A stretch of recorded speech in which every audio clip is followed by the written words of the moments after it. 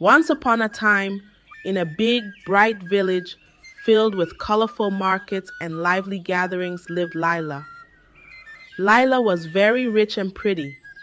She had a big house painted in soft yellows and greens, lots of shiny clothes made of silk and velvet, and many sparkly jewels that glittered in the sunlight. Her father gave her all this money before he went to the stars. Everyone in the village said wow when they saw her walk by, with her shiny necklaces jingling softly. But Lila was a bit different. She liked to be with people who had lots of money, like her. She didn't play with those who had less. Even when they smiled at her, she sometimes didn't smile back. Her father was not like that. He was nice to everyone and shared his money. People loved him very much. They still liked Leela, hoping she'd be like her father one day. Leela didn't think about getting married. Her mother often sat with her on their front porch, surrounded by flower pots, and said, Leela, you're not getting younger. Find someone nice. But Leela would shake her head. She said, no, I want someone very special. He must have more money than me, be super nice, and never been married. People whispered, who could that be? No one is like that here. So Leela waited and waited, thinking about the man who would be just right for her. She believed somewhere, somehow, she'd find him. But for now, she enjoyed her riches, her big house with a beautiful garden full of roses, and her shiny things, not ready to share them with anyone yet. One sunny day, Leela met Dapo. Dapo was from another village not too far away. He was rich just like Leela. He also got his riches from his family, just like she did. Dapo wore clothes with golden embroidery and rode a shiny black horse. Leela liked him because he was rich. Dapo liked her too, so they decided to get married and live together. At first, everything was sweet and happy. They laughed, ate yummy food cooked by their personal chef, and lived in a big cozy house, Leela and Dapo seemed perfect for each other. But after a while, things started to change. Leela liked to make all the decisions. She wanted to be the boss. When Dapo said, let's do this, Leela would often say, no, we do it my way. She thought because she was rich and a bit older, she should be in charge. One day, Dapo had to go on a trip. He told Leela, please stay home till I come back. But Leela didn't listen. She went out to play with her friends and traveled far away to the nearby hills without telling Dapo. When Dapo came back, he found the house quiet and empty. He asked, where is Leela? The walker said, she left to have fun with her friends. Dapo waited for 1 day, 2 days, 3 days.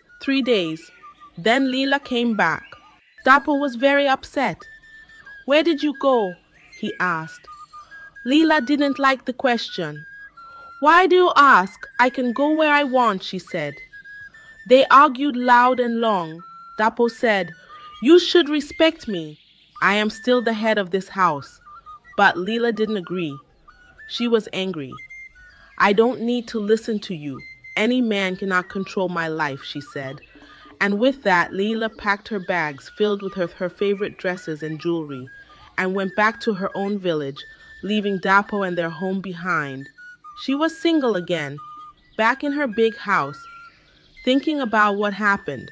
People in the village whispered about Leela and Dapo, wondering what would happen next.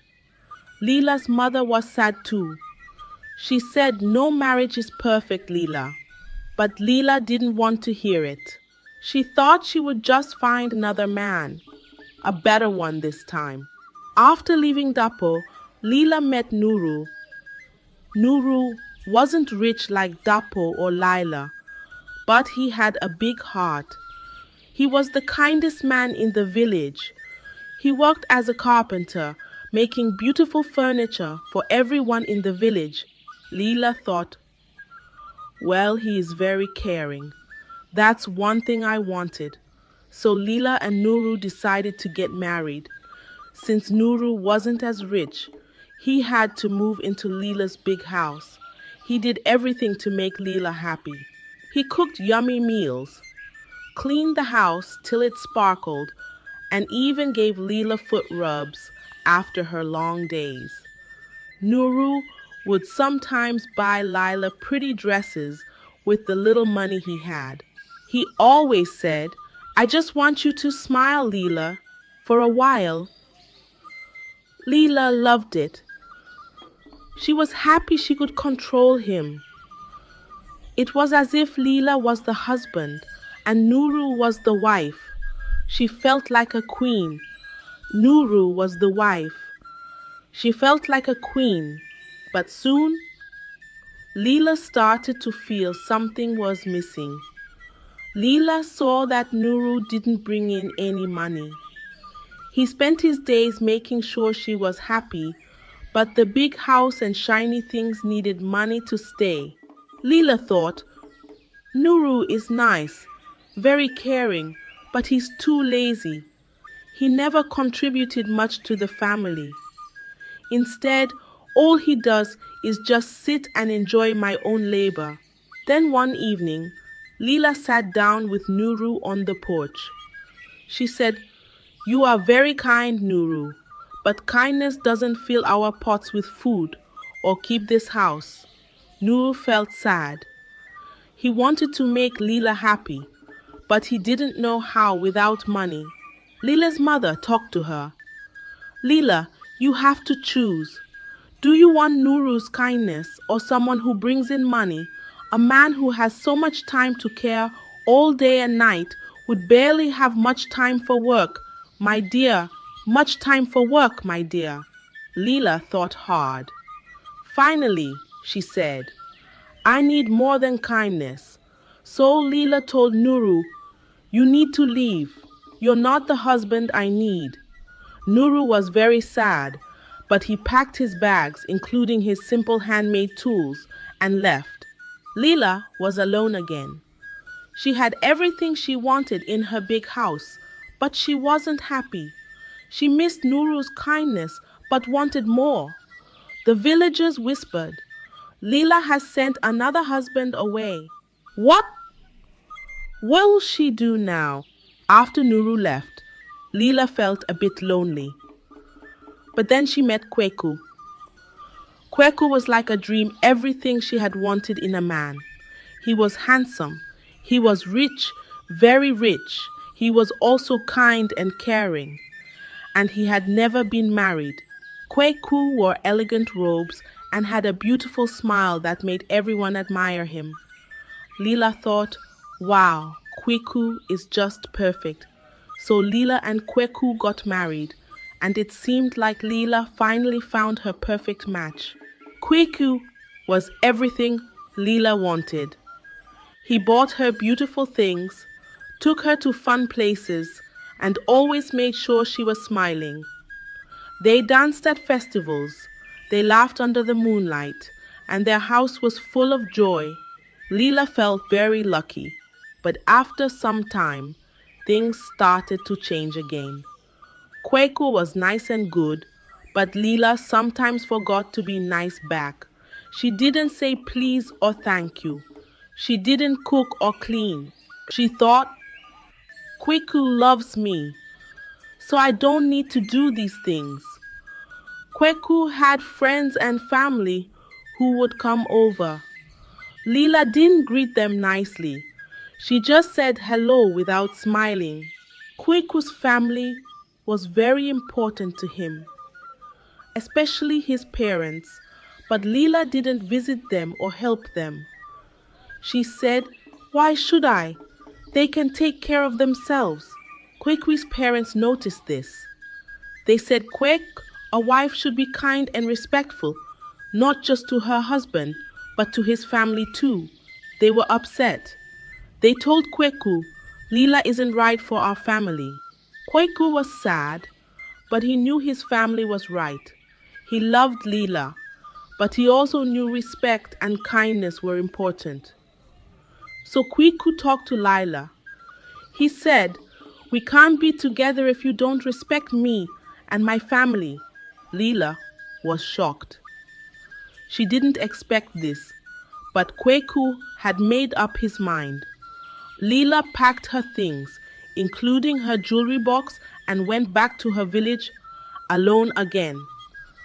Back home, Leela thought about Kweku. She had everything she wanted, but she still wasn't happy. She started to wonder, maybe it's not just about finding the perfect husband. Maybe I need to be a better wife too. But it was too late for her and Kweku. When Leela came back to her village after leaving Kweku, she got a big surprise.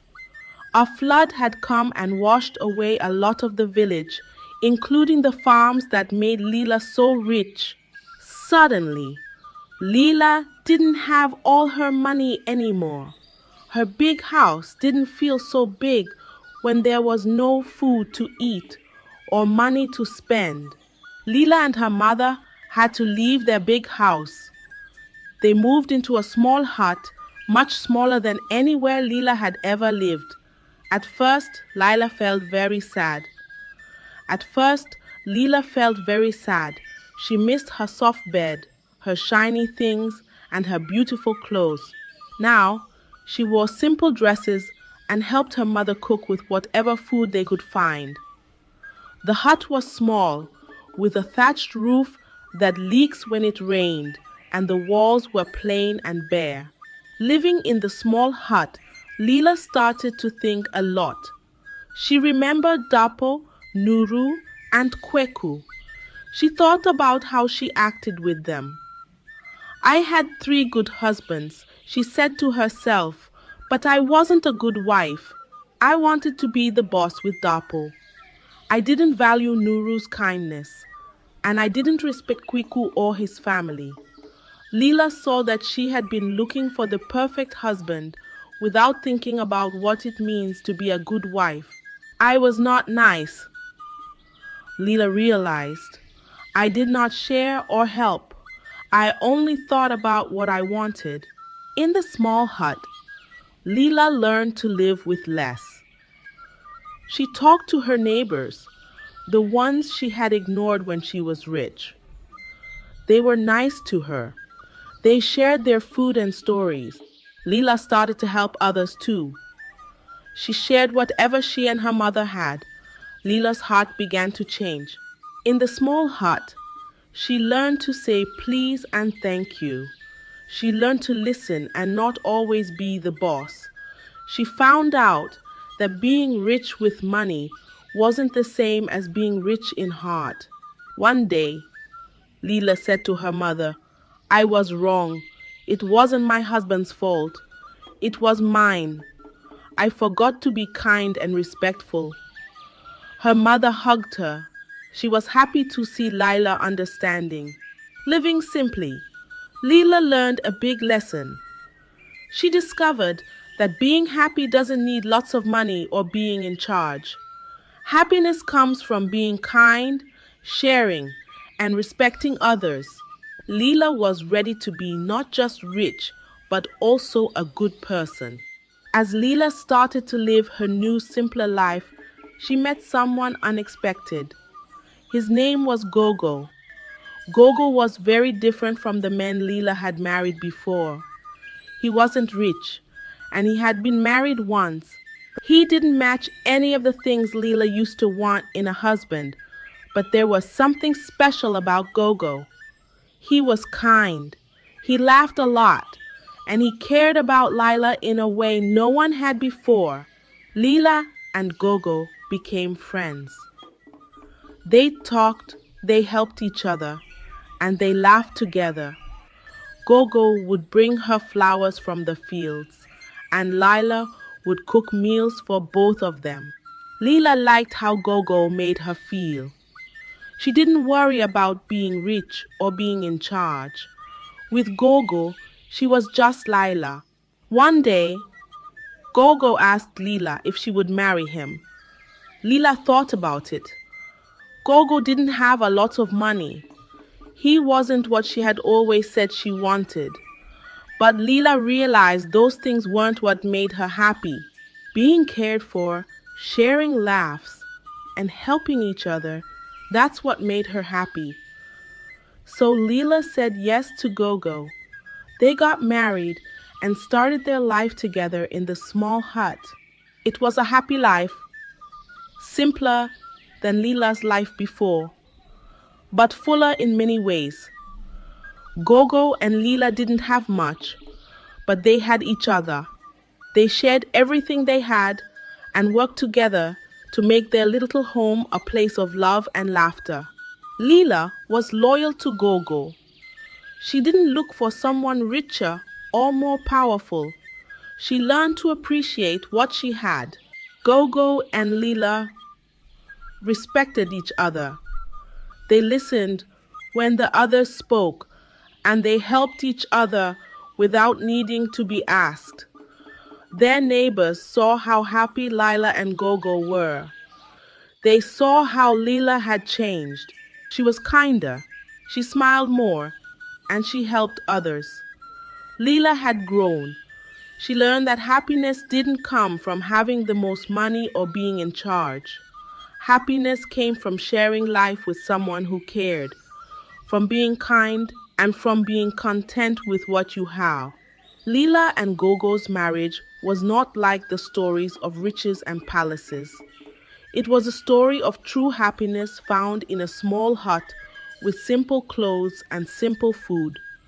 But it was their story, and it was their story, and it was filled with love. Leela finally found what she was looking for, not in wealth or power, but in a heart that matched hers. In the quiet of a beautiful evening, Leela sat outside her small hut, looking at the stars. She thought about her long journey, from the days of living in a big house with lots of shiny things to now living simply with Gogo. Her heart was full.